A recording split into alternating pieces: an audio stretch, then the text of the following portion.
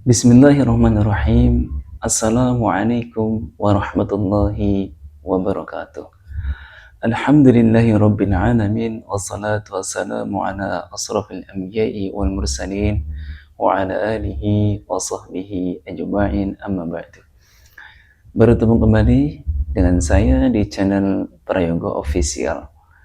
Baik teman-teman media dimanapun Anda berada, di sini kita akan sedikit membahas tentang mengapa ilmu agama penting diajarkan setiap hari untuk anak-anak kita ataupun untuk orang-orang dewasa.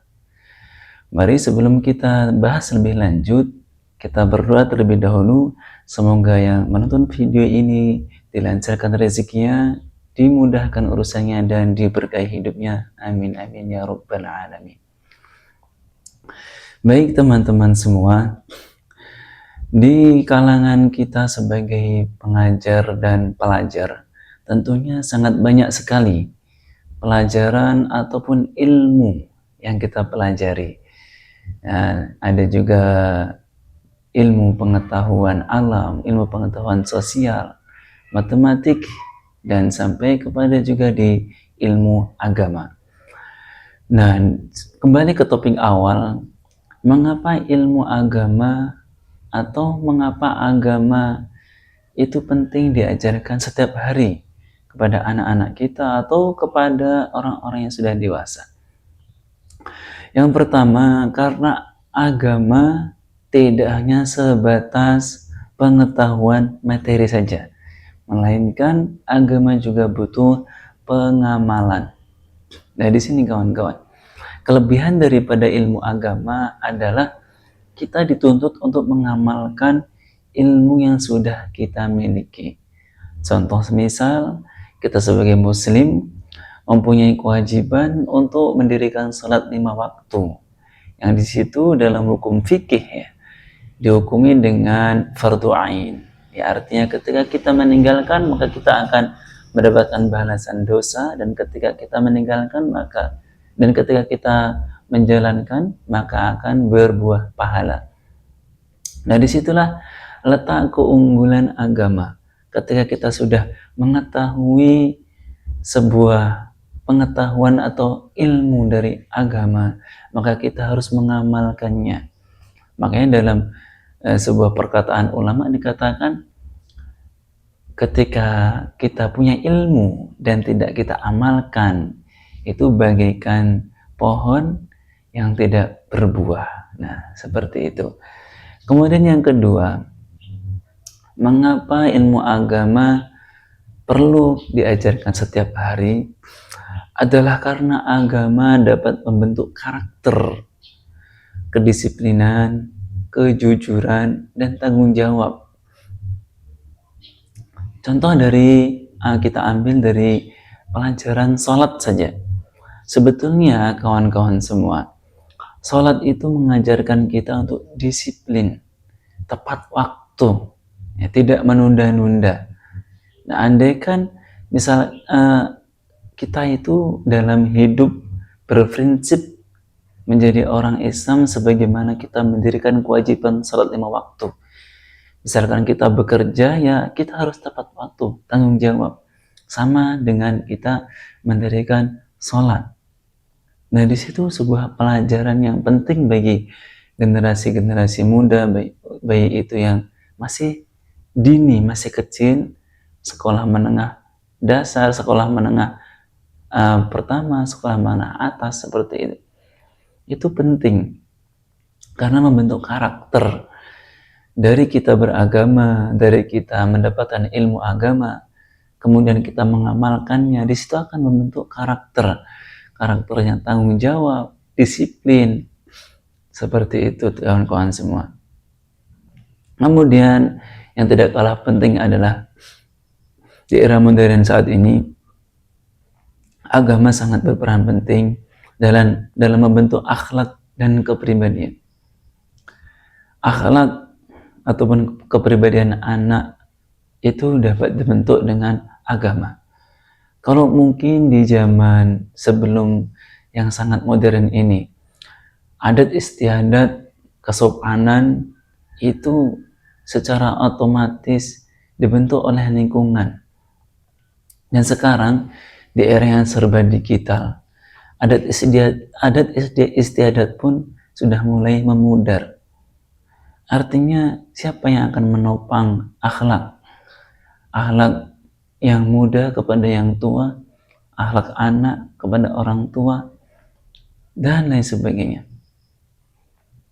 Nah, di sini agama sangat berperan penting. Innama bu'istu liutammima makarimal akhlak. Sesungguhnya aku, kata Rasulullah, diutus untuk menyempurnakan akhlak.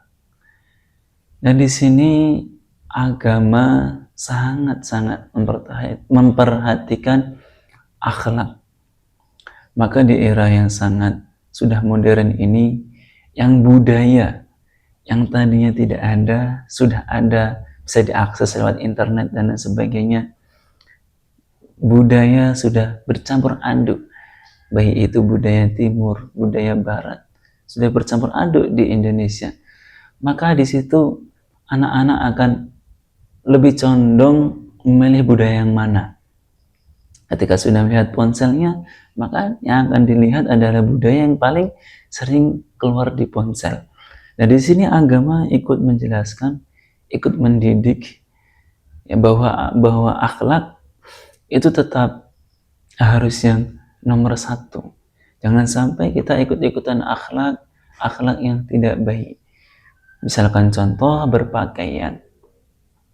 Oke, mungkin untuk berpakaian adalah hak asasi manusia, tetapi sesungguhnya di Indonesia sendiri itu punya adat istiadat dalam berpakaian, kemudian dalam berbicara dengan yang lebih tua, bagaimana tata bahasanya, apalagi mohon maaf sampai mengeluarkan kata-kata yang kotor-kotor.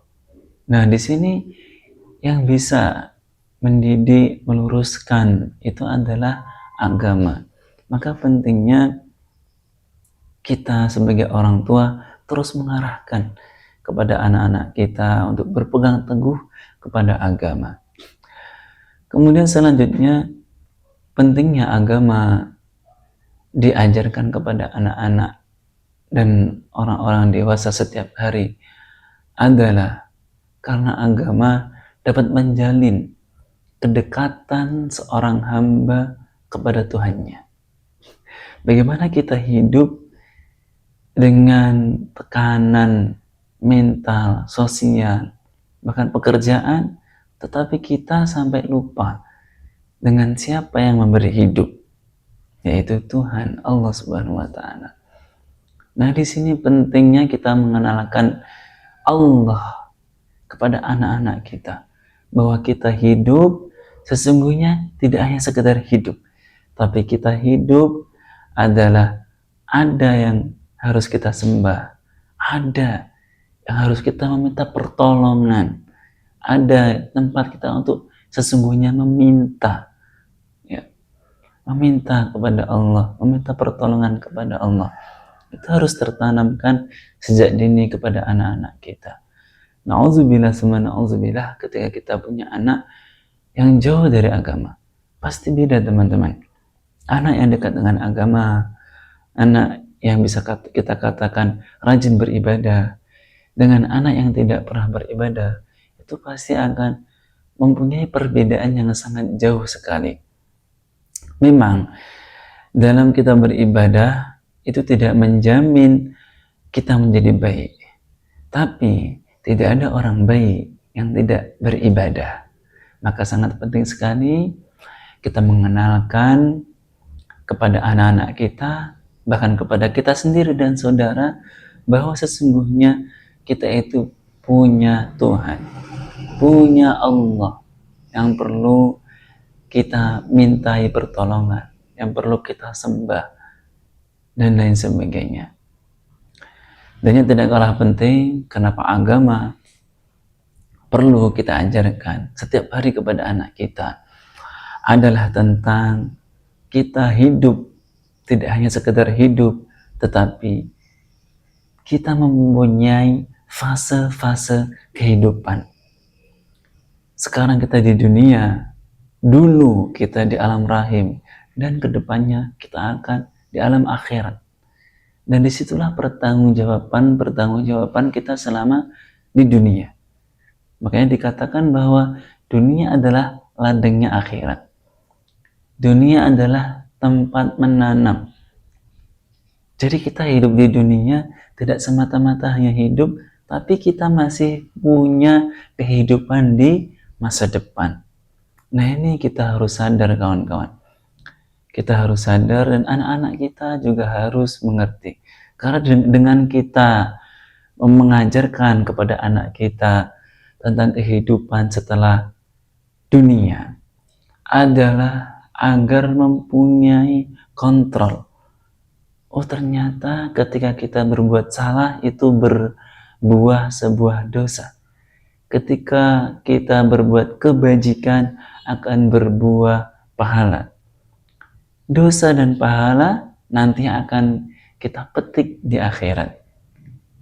Kalau menurut hitung-hitungan kita di dunia, ketika kita mempunyai pahala lebih banyak daripada dosa, maka insya Allah kita akan hidup bahagia di surga. Dan sebaliknya, tapi kita tidak lupa juga, innallaha ghafurur rahim. Sesungguhnya Allah itu maha pengampun. Tapi tidak ada salahnya, walaupun kita tahu bahwa Allah maha pengampun, kita juga tetap harus mendekatkan diri, menunaikan kewajiban-kewajibannya, dan menghindari kemaksiatan-kemaksiatan kepadanya. Menghindari sebisa mungkin, menghindari perbuatan-perbuatan yang berbuah dosa. Sebagaimana kita sudah tahu bahwa Rasulullah SAW adalah manusia yang dijamin oleh Allah masuk surga. Tetapi apa? Beliau setiap harinya tetap beristighfar, ya kan kawan-kawan? Tetap beristighfar, tetap meminta ampun, dan tetap mendirikan kewajiban-kewajibannya sebagai hamba kepada Allah Subhanahu wa Ta'ala. Bukan itu, untuk semua teman-teman yang menonton video ini, semoga bermanfaat. Penting untuk kita setiap hari memahami dan belajar ilmu agama serta mengamalkannya.